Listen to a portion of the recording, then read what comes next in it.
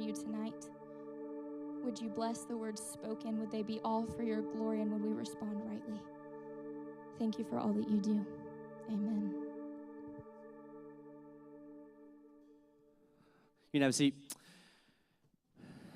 Can we thank our worship team for leading us tonight? Yes. All right. Hey, tonight I want to start with a little bit of a social experiment.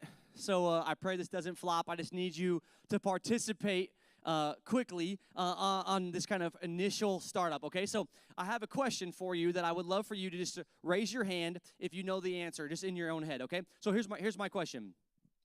Could you, by name the person at your school when you were in elementary school who was the fastest kid in your elementary school? Raise your hand if you knew, like, I know the name of that person.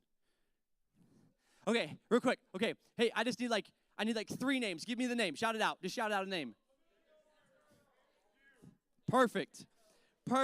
Yes. This is what I was hoping for. Okay, real quick. One more time. If you know the name of the fastest person in your elementary school, raise your hand. Well, hi, come on, I want to see him. There's a lot. That's what I thought. Okay, hey, for me, his name was Raymond Canty. He was the fastest kid in my elementary school, fastest kid in my junior high, and fastest kid in my high school. I was thinking about that because this totally sounds random, but I felt like when you were the fastest kid, like everybody knew that. Like, I don't know how that becomes a thing in every elementary school everywhere, but like for some reason, everybody knows who the fastest kid is. And I got to thinking about this because right now my 3-year-old likes to race me. He likes to race across the up and down the house. And so we start on one end of the house and we race to the couch, and every time we race him, I beat the brakes off of him because he's 3, right? And so, and because, he doesn't have a sibling, and so somebody's got to keep him in check, and that's my job, right? Since he doesn't have a sibling to do that. So every time I beat him, right, I shove him down, and then I run, and I beat him in every single race. And I was thinking about this because when I was in grade school, man, I remember Raymond, and I remember how he was the fastest kid. And it was just interesting to me because these people that are like I heard so many names.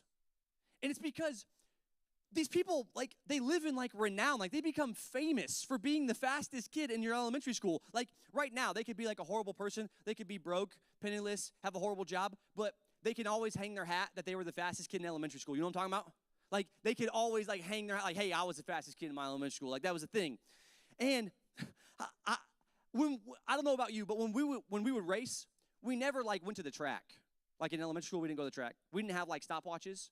We just, like, lined up somewhere, and we said, hey, we're going to race to the pole. Or, like, hey, we're going to race to the swing set. We just kind of always knew where we were going. We always had a starting line.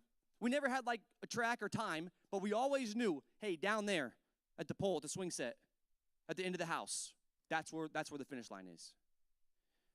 Tonight, we're starting this new series.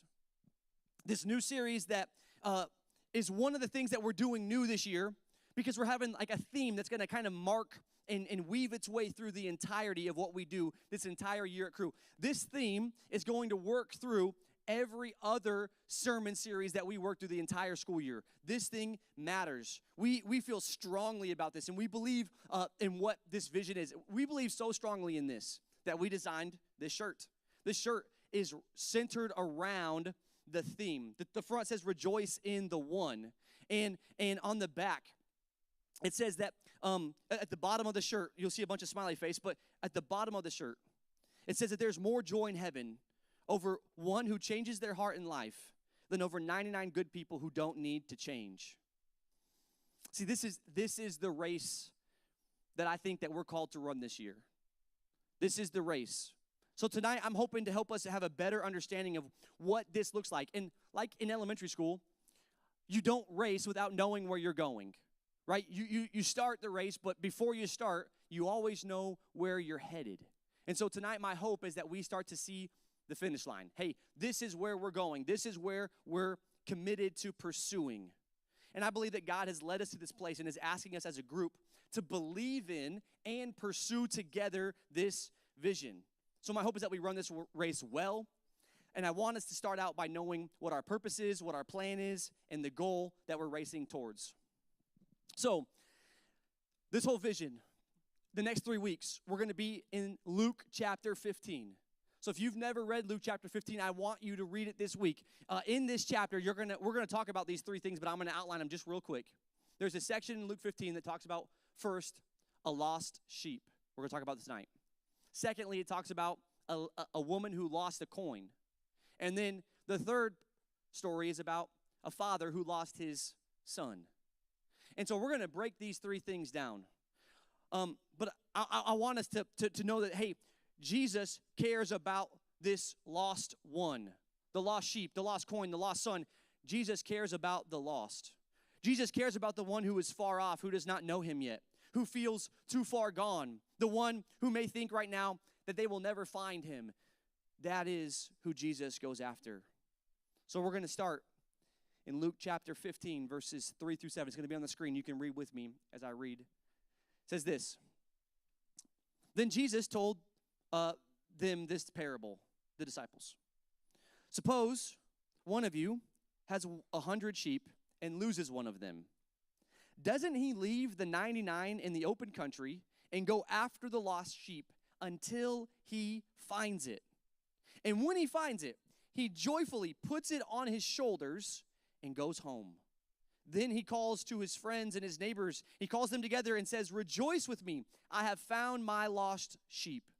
I tell you that in the same way, there will be more rejoicing in heaven over one sinner who repents than over 99 righteous persons who do not need to repent.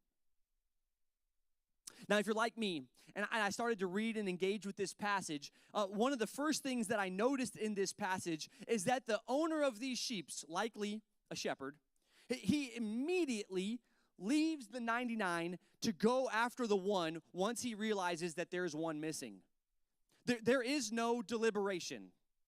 You don't see that in the text. There is no thought that he should maybe hope that he'll kind of wait around and see if the sheep finds his way back to the flock. That doesn't happen. There's no waiting on this divine search plan, hoping that God will kind of lay out exactly how the most effective way to go search for the sheep. No, the shepherd just goes. No hesitation, no deliberation, just goes. He says, "Oh man, I'm missing someone. I'm gone." It's interesting to me. It's almost like if you read this section, it's almost like it's worded in a way like if you didn't go and leave to find your sheep, it's kind of like you're dumb. Like, of course you would leave to go find your lost sheep. You would leave the 99 to go find the one. Of course that's what would happen. Why wouldn't you? Sometimes I tend to read things into the text that I think, man, what if it said this? What if it said this? Sometimes in my own heart, the way that I live is like I'm waiting for God's divine plan to show me exactly what to do before I do anything. This like kind of voice from heaven to tell me, go find the lost before I actually do anything. Sometimes I believe that in order for God to use me, I need to know this explicit plan, or I need to have some level of education, or I need to attain some kind of spiritual, prowess in order for God to use me, in order for God to be able to allow me to work in someone's life. But that's just not in this text at all. What I want you to see, so importantly, is that the only thing that you need in your life for God to move is this desperation that he would move. This desire, God, would you move in my life? See, God will move far more through an obedient person who knows little than with someone who knows the Bible inside and out, but doesn't need God in their life. See, God is not looking for a ton of competence here, right? He's not looking for all the knowledge in the world. He's just looking for obedience. Hey, would you just go? Would you just go?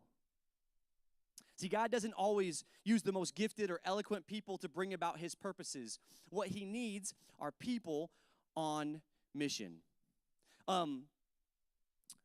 I don't know about you, but I've seen on TV, every once in a while, there'll be somebody who goes on a hike and they get lost. Anybody seen that on TV? And then you'll see like search crews, right? They have helicopters out there flying around, and then there's search parties on the ground.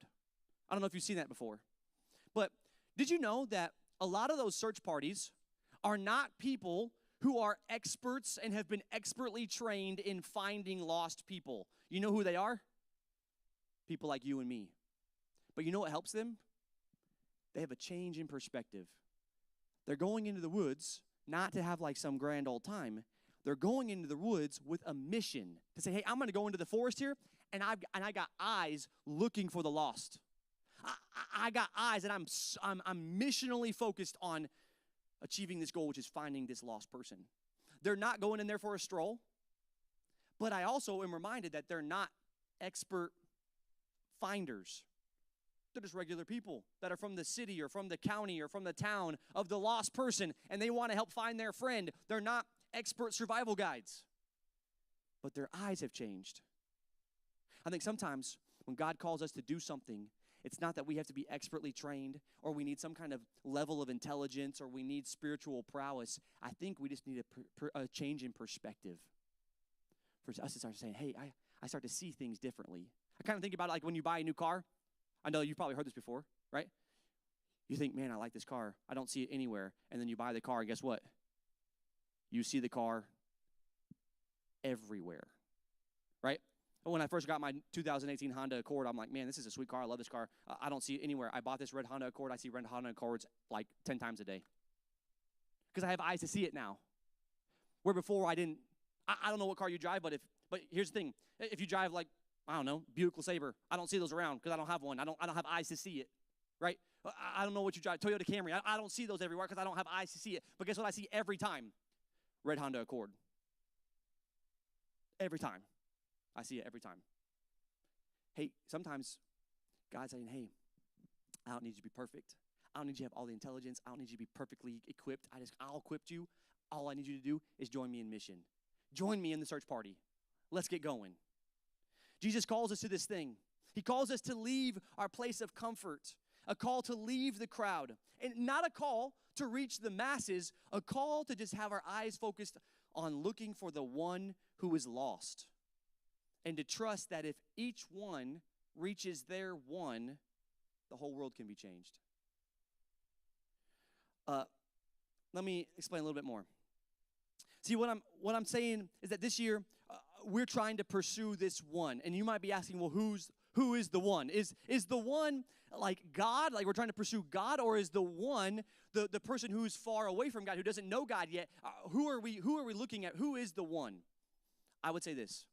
I would say both. Both.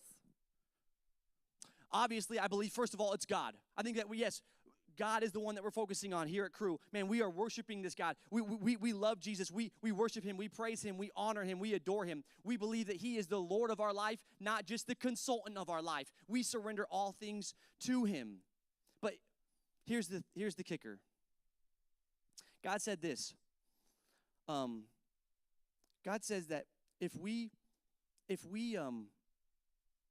care about God, then we're going to care about the things God cares about. Let me put it like this. If we're going to be about God, then we must be about what God is about. In Bible terms, they would say, hey, if you love my Father, you're going to be about my Father's business. See, I think there's really no room in here for us to say, hey, we're all about Jesus. We love him, we adore him, we worship him, but we have our own agenda. We do our own thing. No. We say, hey, we are about God here. And so if we're going to be about God, we have to be about what he's also about. And what is he about? He's about the one. God says he's about those who don't know him yet, those who are lost, those who are far from him. He is about those things. And that's why we put on the shirt. We believe in this. This year, we believe in rejoicing in the one. We believe that there is more joy in heaven over the one who changes their heart and life than over the 99 who don't need to change.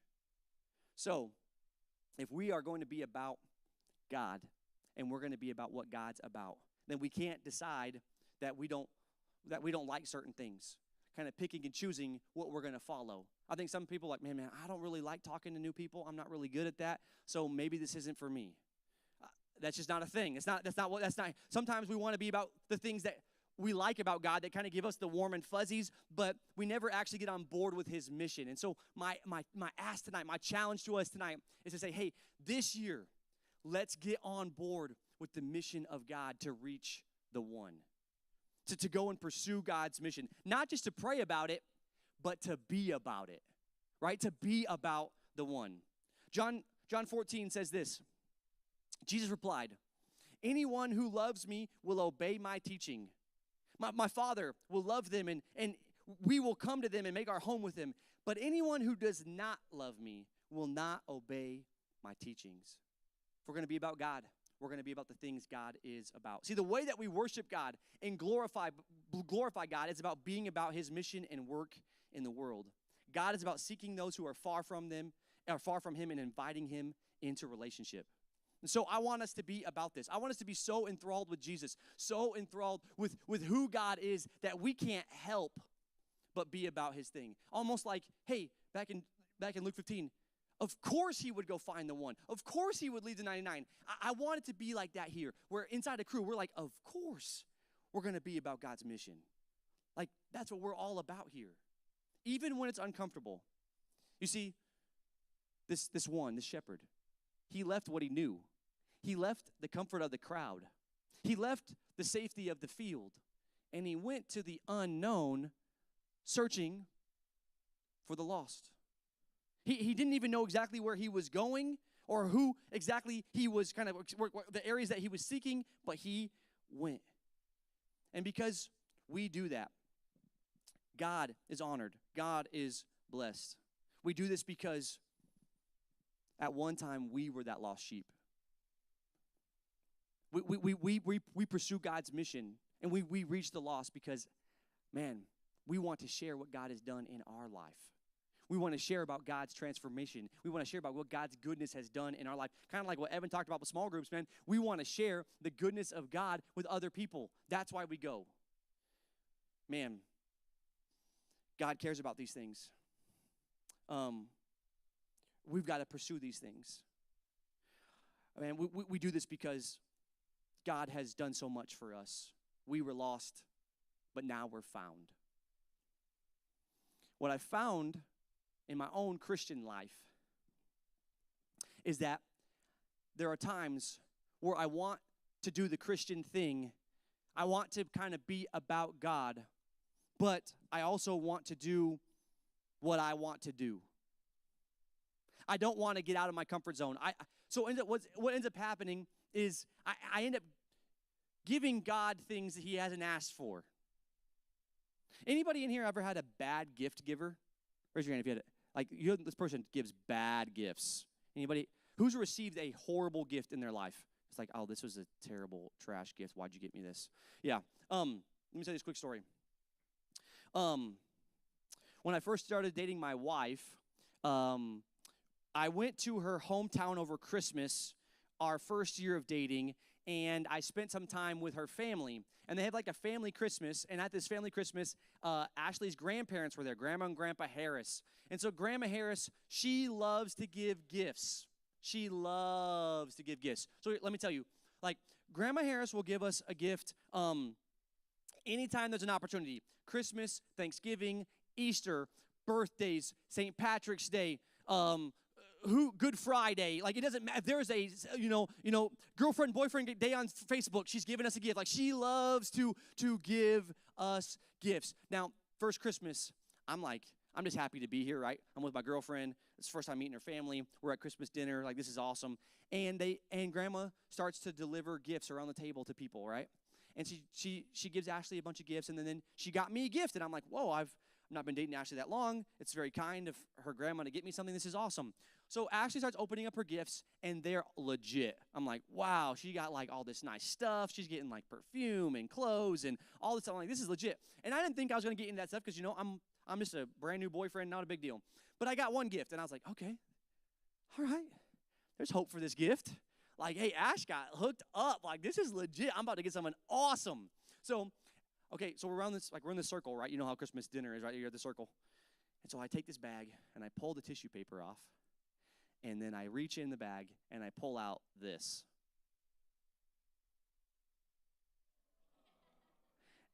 A Broncos Kleenex box cover couch.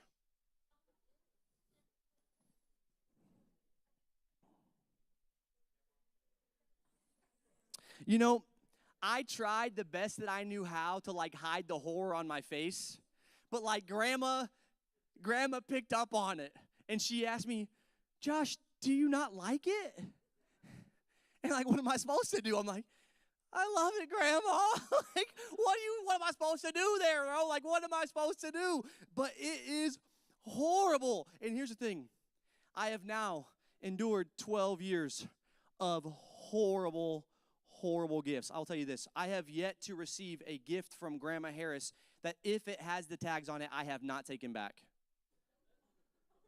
and got a gift card. Brutal, right? Can I just say real quick? You know what I've learned over 12 years of Grandma Harris gifts? One, she's a bad gift giver for sure. Horrible. The worst ever. But here's what I've learned. I have learned that over 12 years, Grandma Harris has been giving me gifts that she would like to receive. Not gifts that I would like to receive. You couldn't pay me to keep that Broncos Kleenex cover box. Like, that ain't, no. But you know what? If you walk into Grandma's house, guess what? Oh, it's over the top of every Kleenex box. Some type of Kleenex box cover, right? Ohio State, Ashley's high school, Elida High School. Like, there's someone, it's wackadoo. Like, Jesus is on one of them, right? You know, like, Grandma Harris, for 12 years, has been giving me gifts that she would want to receive, not gifts that I would like to receive. And I think in our Christian walk, sometimes we give God gifts that he has not asked to receive. Because here's the thing. God has already told us how he wants us to spend our life. God has already told us how he wants us to use our time and our energy and our talents. He said, hey, here's what I want you to do. I want you to love your neighbor. I want you to love people. And I want you to go make disciples of all nations. I want you to go seek the lost. And you know what we say? Well, Jesus, I got my own plans. I got another gift that I want to give you, Jesus. See, I took a half hour out of my day and I served at this food bank. Aren't you happy now, Jesus? Hey, me and my friend, we got together and we had like a little prayer gossip session. Really prayer, but like, you know, like the tea. It's the tea, but we're praying about it, you know, so it's prayer. Hey, sometimes we give God gifts that he hasn't asked for. See, I don't know about you, but maybe one thing I've noticed about Jesus in the New Testament is that he didn't come on a tourist vacation. Jesus didn't go on a cruise. He wasn't looking at all the sights and all the beautiful things. He didn't go like, hey, to your right is the Dead Sea and over left is this mountain. No. Jesus came to earth on a rescue mission. He was fully focused the entire time. He had purpose and clarity, and he did it. He was on a saving mission. And he looks at us as his disciples and he says, this is the gift I want you to give me, that you would spend your life for the same reason and purpose that I spent mine. That's the mission. That is what I know God is calling to us for us to do this year. See, I want Cru to be a place for those who are doubting, for those who have disbelief, for those who feel like they're done with religion. I want Cru to be a place where those who have been disengaged in the community of faith and are looking for a new home can find their home. See, I want this to be a place where you can come with all your hurts and hangups and find a group that loves you and where you can belong right away. Because you can't be about Jesus and not about his mission at the same time. Maybe some of you tonight feel like that one lost sheep. Maybe you feel like the 99. Maybe you're in that 99 group. Maybe you're here and you're part of the flock, but you haven't really joined the search party yet. Can I just ask you, can I just implore you, hey, can we join the search party tonight? Can we just say, hey, we're going to join in this mission. We're going to start to seek the lost. We're going to go after the lost. We're going to go in and we're going to say, hey, God, I love you, and I'm going to be about what you are about. I'm going to wake up out of my spiritual sleep, and I'm going to go be about my Father's business. See, this pursuit has shaped our mission. It shaped our core values. It is going to shape everything we do. How I preach, what we sing about, the topics we talk about, all of those things. And here's what the thing. I want you to be in small groups. They matter. But I care about community. See, we're not here, like Crew is not about being cool. Like we're not trying to be cool here. We're trying to be real, and we're trying to be community. We're looking for a place where you can encounter the presence of God in a radical and transformative way. And I know that tonight, the truth is that maybe there's somebody in here that feels like the lost sheep, who feels like, you know what, I'm pretty far from God. I'm pretty far away. I want you to first hear that that's okay. That's all right. But I also want you to hear that God's pursuing you, that he loves you and he sees you right where you are. God is not asking you to find your way back to him. He's not standing off at a distance hoping that you'll approach him. No, God is walking toward you. I love how it says in Luke 15. It doesn't say this. It doesn't say, the sheep saw the shepherd and ran to him while the shepherd stood there. No, it says that he found his sheep and he picked him up and he put him on his shoulders and he brought him home. It doesn't say the sheep saw his shepherd far off and sprinted towards him. Nope. It says the shepherd found his sheep and picked him up. See, if you feel like you're far off, if you feel like, man, I'm lost, Jesus is looking to pick you up. He's not standing off at a distance. He's not keeping you at arm's length. All you have to do is accept. Say, hey, Jesus, I surrender. I give up, and I want you to be the Lord of my life. So as we kind of conclude here, we go for the one. We go for the one who is saved and for the one who is lost, for the one who has been good and the one who needs his goodness, for the one who's redeemed and the one who needs to be redeemed. We run hard. We go for it. Earlier I mentioned to you that it's important to know where you're running to, the finish line. Tonight, for us, for our race, is like the on your mark part of the race. You know what I mean? Like, like when you put your foot up to the line, you try to get a little closer and a little closer, and they're saying, on your mark. Like, this is that moment. And we're getting ready to say, go. Like, time to get after it. And here's what I'll tell you. I've known this truth. I know that if you make your life about God's mission, God will bring you a 1 or maybe a 2 or 3. But only as you go, not before.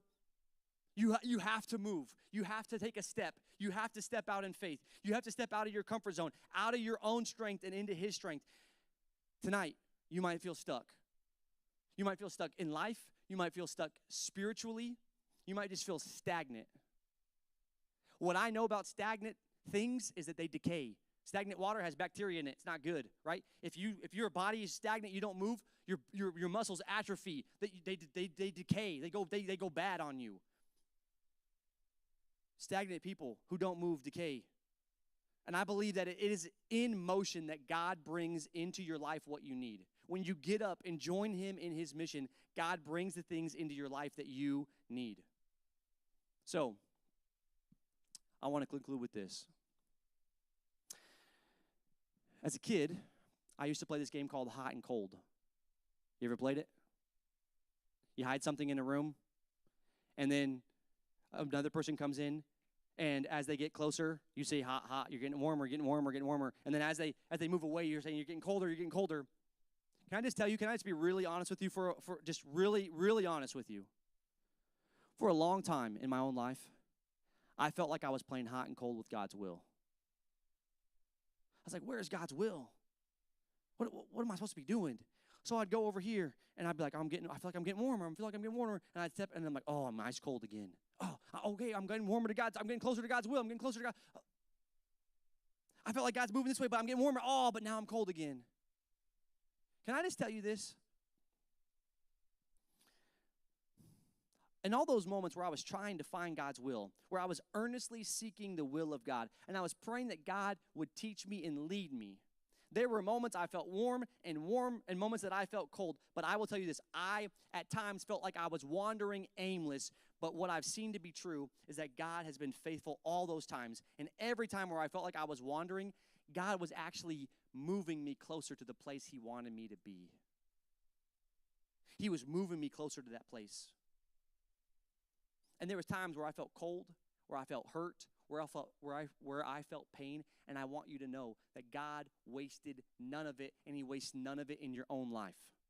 God wastes no pain. He wastes nothing. There's no difficulty, no suffering, no hard season of your life that God will not use for his glory. See, my belief is that all of the unique experiences that you've had in your life, all the pain, hurt, suffering, all that stuff that you're like, I can't believe I lived through this, that there is someone that God's going to lead into your life, that your unique experience will connect with them, and that your story can lead them to his goodness. That's why we go for the one. So in the next few weeks, we're going to clarify what this looks like and how this can look like in your own life. But now I just want us to just take some quick time to respond. Last 2 weeks, and now for the third week, I'm going to tell you, man, we're praying for revival. We're praying that God would start to do something new, that God starts with one, but he doesn't end with one. God multiplies the one. So would you join the search party? Would you ask God to give you new eyes to see? Would he help you to start going out into your world and not going into the forest looking for a good time, looking to find a place where you can put up your hammock, but going into the forest known as our world, known as your school, known as your workplace, and saying, hey, I'm on a search mission. I want to reach some people that don't know Jesus yet. Can we do that? Can we lead people into new life, to have eyes to see people who are far from God, and ask God to help us have opportunities to speak into their life? So 2 ways to respond. The first way, if you just close your eyes, the first way I want you to respond is this. If you feel like you're far off, if you feel like you're that one sheep who just says, man, I'm just far from God, I want you to know that God's pursuing you right now in this moment. And all he needs you to do is accept his love. That's it. Just accept his love. That's it. Nothing else. So if you need to just receive God's love, if you just need to stop hiding and let him embrace you, would you just stand up as a way of surrendering? Just say, I'm just going to stand up and I'm just going to say, I'm ready to surrender, and I'm ready to just allow God to do something new in my life.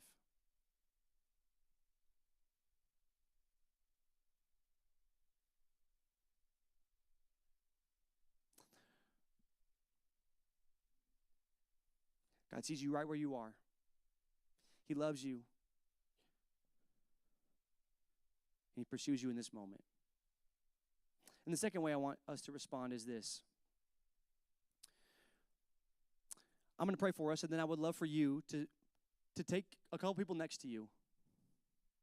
And would you start to pray with them about the one that God might lead you to be with this year? Would you just take the people next to you, and would you huddle up, and would you say, hey, we're going to pray together that God would lead us to find our one this year?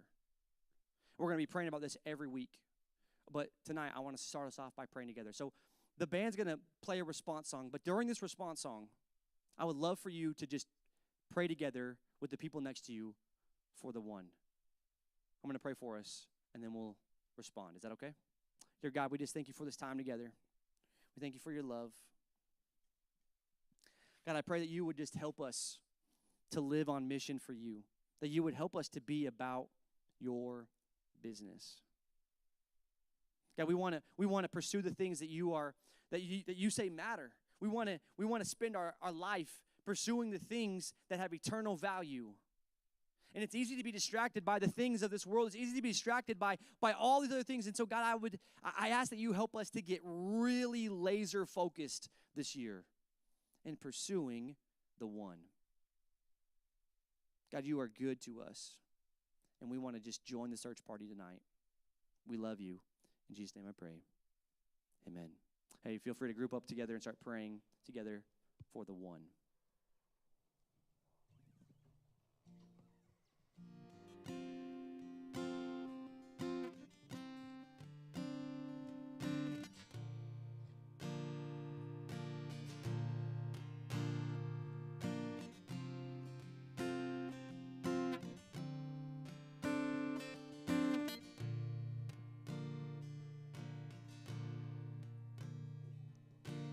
Narrow as the road may seem, I'll follow where your spirit leads. Broken as my life may be, I will give you every piece. I hear you call, I am available. I say, yes, Lord, I am available.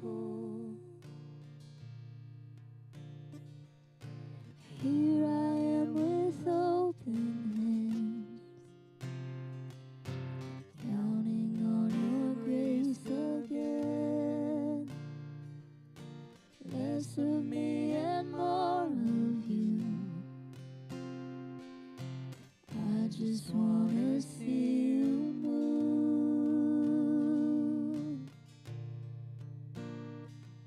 I hear you call, I am available. I say, yes, Lord, I am available.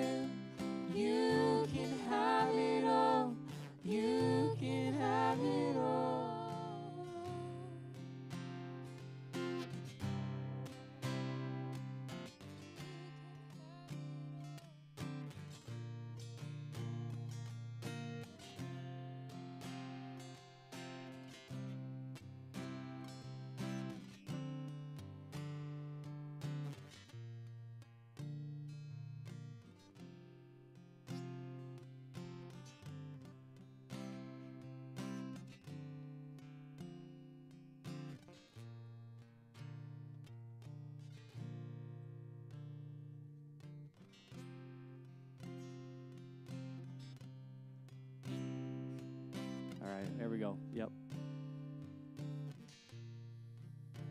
Hey, thanks so much for taking time to pray.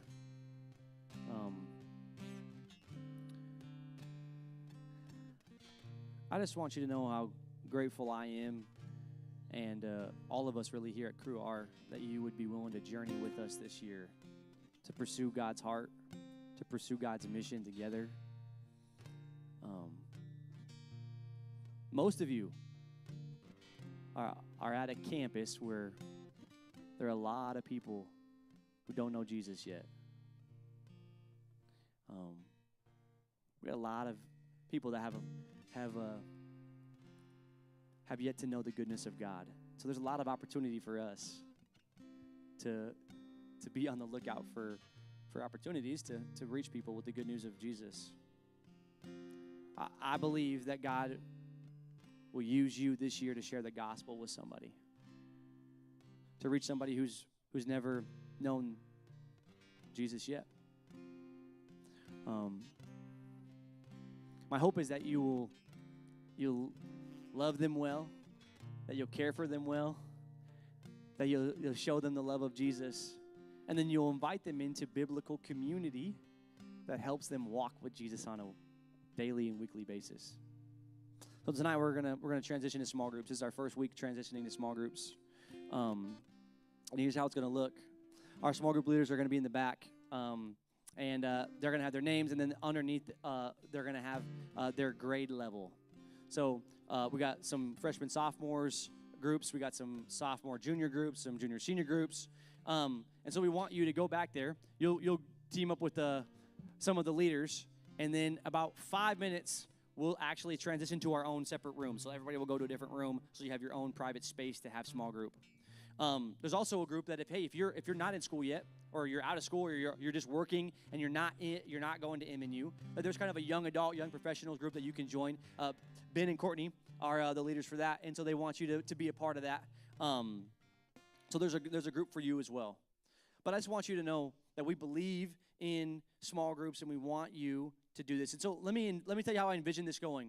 Hey, every week, my hope is that you connect with each other, you talk about life, you care for one another, you learn each other's family, and get to connect. But I also hope that you'll join each other in the mission. See, my hope is that in your small group, by the end of this semester, all of you will know who each other's one is.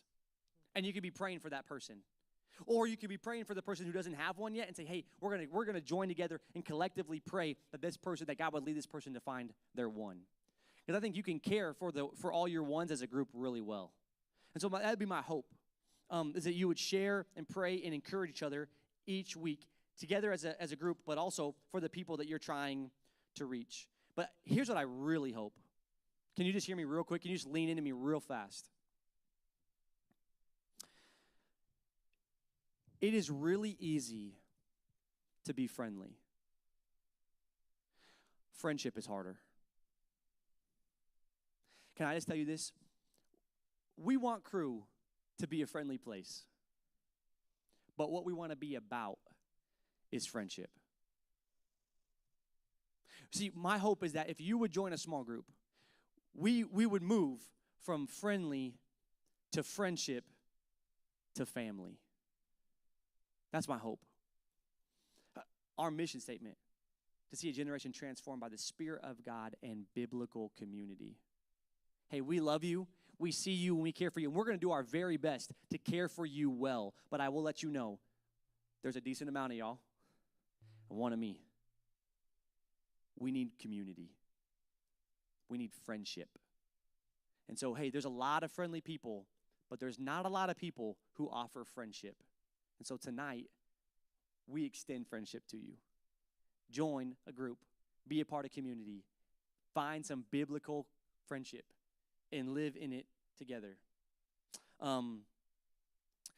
These groups are flexible. If there's a leader or some people that you've connected with and you're not in their exact age range or they're whatever, that's okay. You can kind of mold them around. But I want you to know that's kind of what we're using that as like a general area. But I just want you to know, hey, we're so excited that you've been here. Thanks for joining us this week. Thanks for joining us on the mission. And we are excited for you to start small groups tonight. We love you. Peace. Have a good one.